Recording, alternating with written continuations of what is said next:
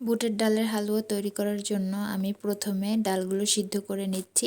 ডালগুলো সিদ্ধ করার সময় যে পানিটা ব্যবহার করতেছি এই পানিটা কিন্তু ফালাবো না, একদম শুকিয়ে নেব। তো যখন শুকিয়ে যাবে ততক্ষণে কিন্তু ডালগুলো নরম হয়ে যাবে। তো এটা ব্লেন্ডার দিয়ে ব্লেন্ডার করলেও হয়, আবার শিলনোড়াতে বেটে নিলেও হয়। আমার যেহেতু হেল্পিং হ্যান্ড ছিল তো বেটে দিয়েছিল শিলনোড়া দিয়ে। এখন হচ্ছে পাতিলে আমি ঘিটা দিয়ে দিলাম। ঘিটা যখন গলে যাচ্ছে এটার মধ্যে আমি ডালগুলো দিয়ে দিয়েছি। সামান্য ফুড কালার ব্যবহার করেছি। এখন পরিমাণ মতো চিনি দিচ্ছি, সামান্য লবণও ব্যবহার করেছিলাম। তো এখন হচ্ছে নাড়তে হবে।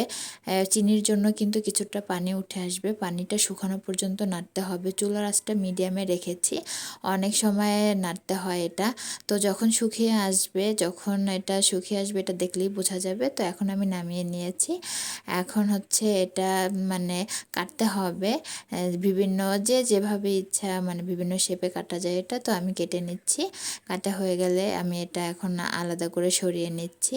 আমাদের বাসায় সবাই বুটের হালুয়াটা অনেক পছন্দ করে, আমিও পছন্দ করি, আমার কাছেও খেতে ভালো লাগে। তো প্রত্যেক বছর শবে বরাতের দিনটাতেই আমাদের বাসায় বেশি বানানো হয় এই হালুয়াটা।